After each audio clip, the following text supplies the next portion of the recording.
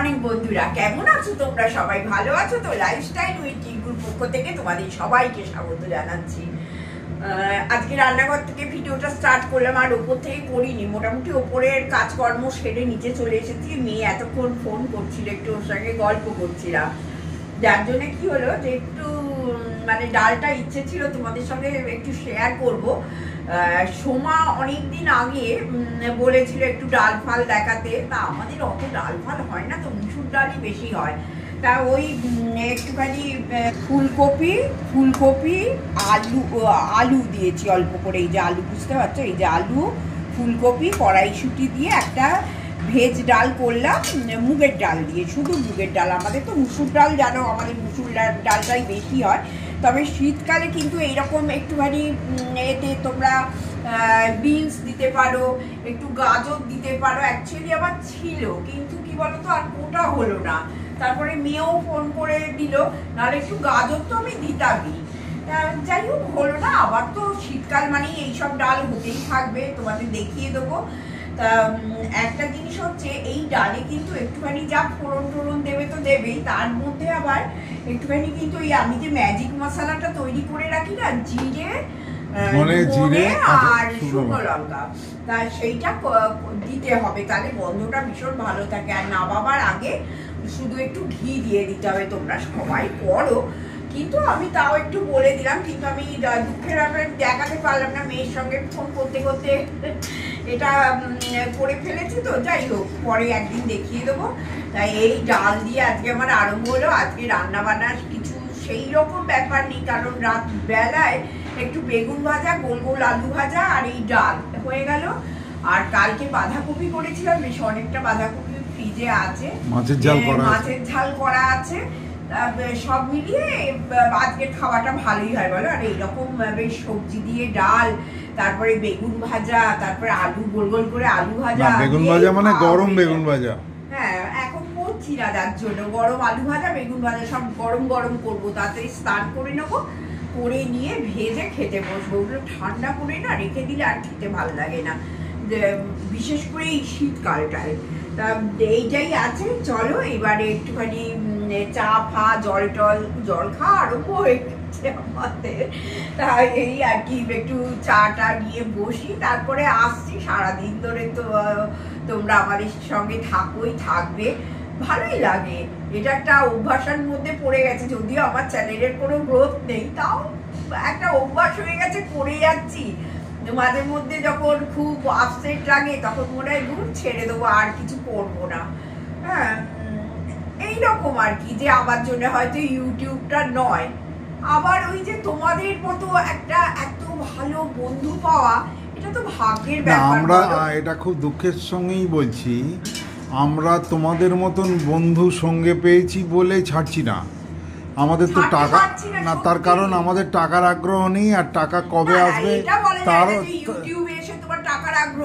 না, কিন্তু টাকার যদি প্রাপ্তি ঘটেও, কারণ আমাদের চ্যানেলের গ্রোথ এত খারাপ। কেন খারাপ আমি বলতে পারবো না, কিন্তু আমরা সত্যি চেষ্টা করি নিজেদের মতো করে ভালো করে ভিডিওগুলো। এবং দিদি যে একটা কথা বললেন, যেটা হচ্ছে আমাদের জন্য ইউটিউব নয়, সেটা হয়তো সত্যি ভগবান হয়তো অদৃষ্ট এটা রাখেনি। তার কারণ আমি দেখো, এই যে দীঘায় হোটেলে গেলাম, হোটেল দেখালাম, হোটেলটা কিন্তু আমি আমার নিজের ইচ্ছে দেখাইনি, ওরা আমন্ত্রণ করেছিল। তো আমি গিয়েছিলাম, ছিলাম, থাকলাম এবং দেখালাম। বলছিলাম, দিদি যে বললেন যে আমাদের জন্য ইউটিউব নয়, হয়তো পার্সিয়ালি 80 to 90% কারেক্ট। কারণ আমার মনে এত দুঃখ হলো, যেমন দেখো ওই যে দীঘায় আমরা আমন্ত্রণী সিগাল হোটেল ভিউ করলাম, এবং তোমরা যদি অন্য অনেক আমার কন্টেম্পোরারি বন্ধুরা যারা করেছেন তাদের দেখো, তাদের সঙ্গে দেখবে আমাদেরটা একেবারে ফেলে দেওয়ার মতন নয়। এখন তাদের দেখো ভিউ দেখো, হয়তো তারা 6 মাস 8 মাস 1 বছরে প্রায় কার 70,000, কার 1 লক্ষ, কার 1.5 লক্ষ ভিউ একটা ভিডিওতে। তো আমার বক্তব্য হচ্ছে, আমাদের কোন অপরাধে যে ব্রাত্য করে সরিয়ে রাখা হয়েছে চিরকাল, মানে আমরা যে 1 বছরের ওপর আমরা লড়ছি, এটা থেকে খুব ফ্রাস্ট্রেশন আসে। এতদিন দিদির আসতো, এখন আমার আসছে। কারণ কোনো কিছুতেই আমি যতই যাই, আইটিআই যাই, দেখাই আর যাই, মানে তোমার এই হোটেলেই দেখাই, আলটিমেট রেজাল্টটা কিন্তু নেট রেজাল্ট কিন্তু গোল। তো যাই হোক, এটা মনের দুঃখের কথা তোমাদের শেয়ার করলাম। আপসেট বুঝেছো তো ইউটিউব নিয়ে। তা আপসেটটা আমি থাকি, যেটা তোমরা দেখতে পাও না, যে দূর আর করবো না, কি হবে বুড়ো বয়সে, ঠিক আছে। কিন্তু ওই যে বলছিলাম, আমার এত ভালো মিষ্টি মিষ্টি সব বন্ধুরা হয়েছে যে ভগবানের আশীর্বাদের মতোই আমরা আর কি সেটা দেখি।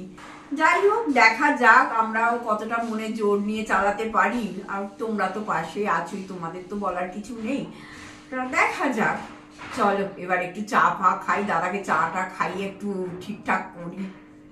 মোটামুটি বাড়ির কাজকর্ম সব শেষ হলো, এবার রান্নাঘরটা করব, করে তারপরে স্নান করতে যাবো। আর রান্নাঘর করা মানে বেশ অনেকটা সময় লাগে জানো তো, প্রায় 1 ঘন্টার সময় তো আমার রেগুলার রান্নাঘর পরিষ্কার করতে লাগে। তার আগে টুকটাক জিনিসগুলো পড়ে আছে, সেইগুলোকেও ঠিকঠাক করে রাখতে হবে। তা দেখো, কালকে রাত্রিবেলা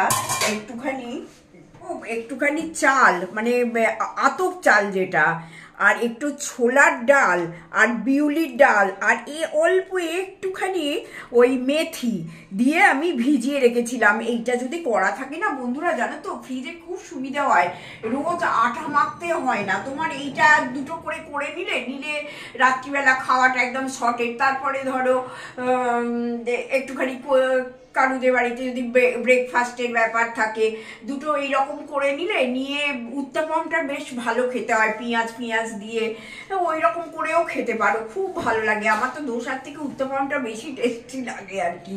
তা যাই হোক, এইটা মনে করে প্রত্যেকদিন ভাবি যে ভেজাবো, কিন্তু ভুলে যাই। তা কালকে মনে করে ভিজিয়ে রেখেছি রাত্রিবেলা, আজকে এটা ওই গ্রাইন্ডারও বার করে নিয়েছি। এবার গ্রাইন্ডারে এটা বেটে আর আমি স্টোর করে রেখে দেবো, আমার খুব সুবিধা হয়। আর প্রত্যেকদিন না ওই আটা মাখতে একদম ভালো লাগে না, এটা হচ্ছে আমার গায়ের মানে কি বলবো অ্যালার্জির মতো, বা আমার একদম প্রত্যেকদিন আটা মাখতে ভালো লাগে না। তবে আমি বিউলির ডাল, চাল আর মেথি দিয়েই করি। এবারে আমি ইউটিউবেই দেখলাম ছোলার ডাল নাকি দিলে পটপট করে তোলা যায় দোসাটা, যদিও আমার ওঠে, অসুবিধা হয় না। তাও এবারে এইটা একটা ইনভেন্ট করে দেখছি যে এটা কি কেসটা হয়। ছোলার ডাল না হলে আমি কখনো দিই না। ঠিক আছে বন্ধুরা, দেখি। আর তো এবেলা এই রান্নাঘরটা পরিষ্কার করে স্নানে যাবো, এটা তো বললাম। আর কিছু দেখাচ্ছি না তোমাদের, আবার তো আমি বিকেলবেলা আসবো। আর তোমরা জানো যে বিকেলবেলা এসে একটু ভিডিওটা শেষ করতে আমি ভীষণ ভালোবাসি। তা চলো, সারাদিন তো আছোই, আমি একদম রাত্রিবেলা ভিডিও শেষ করবো। হ্যাঁ,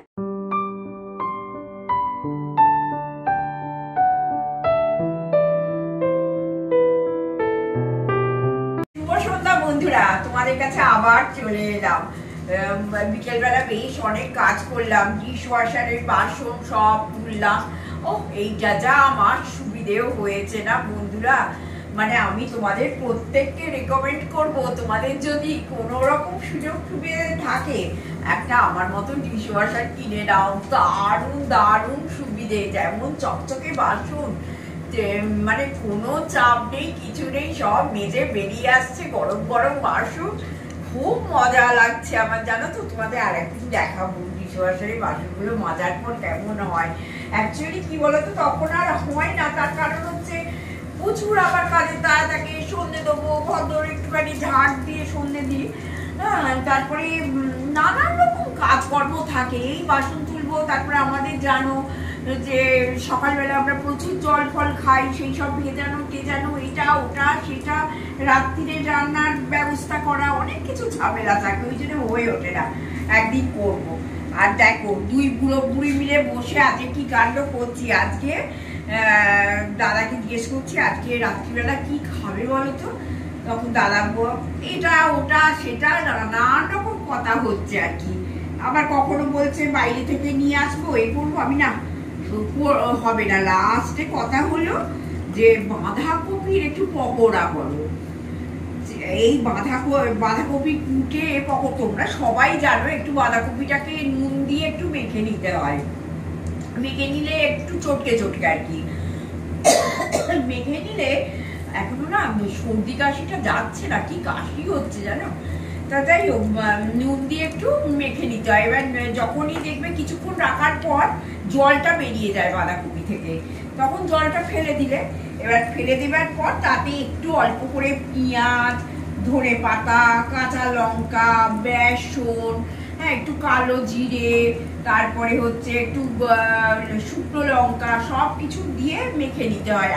আর আমি কি করি, এতে একটু চালের গুঁড়ো দিই, যাতে একটু বেশ কড়মড়ে একটা ব্যাপার থাকে। তা আজকে সেই জন্য আমাদের রাত্রিবেলার ডিনার হচ্ছে ওই বুড়ো বুড়ির সংসার। তোমাদের বলি না যে যখন যেটা মনে হয় খেয়ে নি, দূর পরে দেখা যাবে।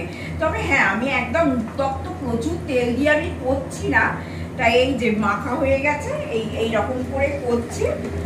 আর এই দেখো, মুড়ি খাবো না আজকে, আজকে খাবো হচ্ছে চিড়ে ভাজা। এই যে একদম শুকনো খোলায় চিড়ে ভাজা করে নিয়েছি। তারপরে আমার বাদাম পুড়িয়ে গেছিল, এই যে এতে দেখো এতটা বাদাম ভেজে নিয়েছি। এই এতটা খাবো না, মানে তুলে রেখে দেবো আর কি, এখন যতটুকু লাগবে লাগবে। তারপরে এখানে দেখো শশা কোটা হয়েছে আর মূলো কোটা হয়েছে, এই সব দিয়ে চিড়ে ভাজাটাকে ভালো করে বেশ একটু পেঁয়াজ, লঙ্কা, ধনেপাতা তো আছে, সব কিছু দিয়ে মাখিয়ে নেব, চানাচুর সব কিছু দিয়ে মাখিয়ে নেবো। আজকে আমাদের হচ্ছে এই ডিনার। আর বাঁধাকপি পকোড়াটা বেশ অনেকদিন বাদে আমার বাড়িতে হচ্ছে।